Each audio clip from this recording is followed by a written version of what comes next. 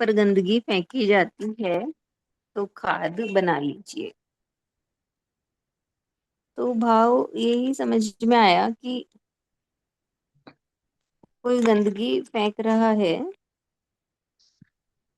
अपनी बातों के रूप में हम पर, तो कहा उसे खाद बना लीजिए।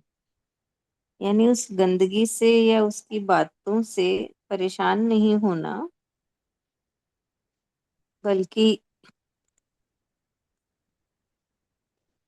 जो कुछ कह रहा है, हमें नीचा दिखाने की कोशिश कर रहा है, तो अपने आप को ऊंचा उठा लेना है। यानी उससे इफेक्ट नहीं होना। तो जैसे कहा जाता है कि दूध फटने पर वही रोता है जिसे पनीर बनाना नहीं आता। ऐसे ही कोई हमें गलत कहता है या कुछ भी अपमान करता है,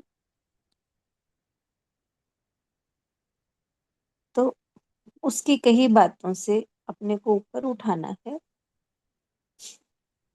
और जो कमी वो हमें बता रहा है,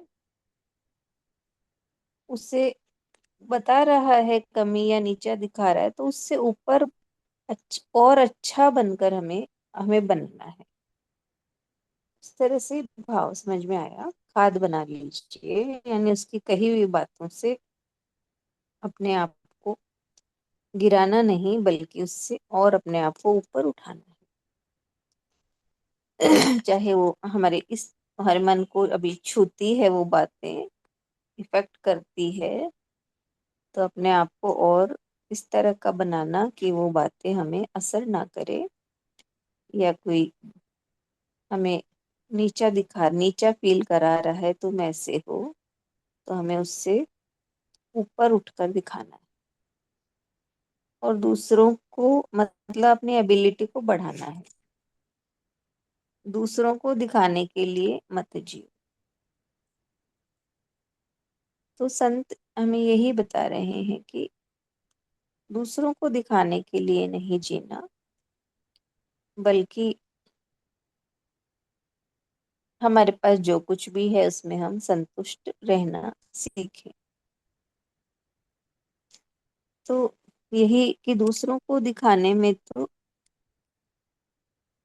हम यानी दिखावे की जिंदगी जी रहे हैं, हम जैसे हैं वैसे ही रहे। क्योंकि दूसरों को दिखाने के लिए जिएंगे तो जो है वो भी खाली होता चला जाएगा। और यही कि जितना है भगवान ने दिया है उसमें हम संतुष्ट रहें। अपने को पसंद आए ऐसा जीवन हमें जीना है। क्योंकि दूसरों की पसंद तो बदलती रहती है। लोग तो भगवान भी बदल लेते हैं। उनकी इच्छा पूरी ना हुई तो भगवान बदल लेते हैं।